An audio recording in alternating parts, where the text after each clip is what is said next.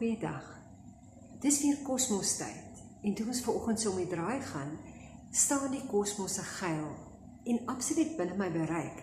Ek kan letterlik my venster oopmaak en my hand uitsteek, ja, daar aan die verkeerde kant van die pad, en vir my 'n bos pluk in die reën. En hy is pragtig in pink en pers en wit, en as jy gelukkig is hier en daar amper 'n maroon, rooierige ene, so tussen al die maters. En toe ons verder ry, kry ons 'n swarm voëls op die pad.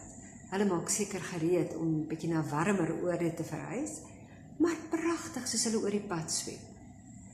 En toe ons aan die teerpad tref, was dit reënerig. Maar terwyl ons ry, sê sis, hoorie ma, probeer dit beplan en kyk vir 'n oomblik na die son. Ja, so toe het ek my volgafstand baie mooi versigtig bepaal en vir 3 sekondes na links geloer. Wow, en hoe pragtig hang die son toe bloedrooi te midde van die grys reënwolke. Ek het elke dag soveel oomblikies op my pad wat vir my vreugde en genot kan gee, heel onbeplan. Ek moet net, soos met die kosmosse, letterlik my hand uitsteek daarna. Ek moet kies om die skoonheid raak te sien. Ek moet kies om daai oomblikie te spandeer om hierdie hondekop wat slobberend op my knie neergesit word, bietjie te vryf en te lief hê en in die oë te kyk, voordat ek hol om te kyk of die kos brand.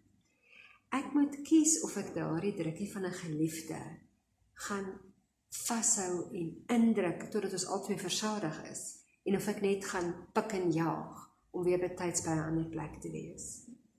Ek moet kies of ek kan beplan vir 'n kort oomblik om net deur die venster te loer, om dalk te midde van die kos wat ek roer en gaar maak, 'n oomblik te gaan staan by die agterdeur en net vir 2 sekondes, 3 sekondes, dalk as ek gelukkig is 'n minuut, asem te haal en te kyk hoe die son opkom of ondergaan.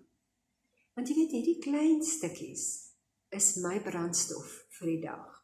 Dis my genade oomblikkies om die chaos van die dag te kan hanteer.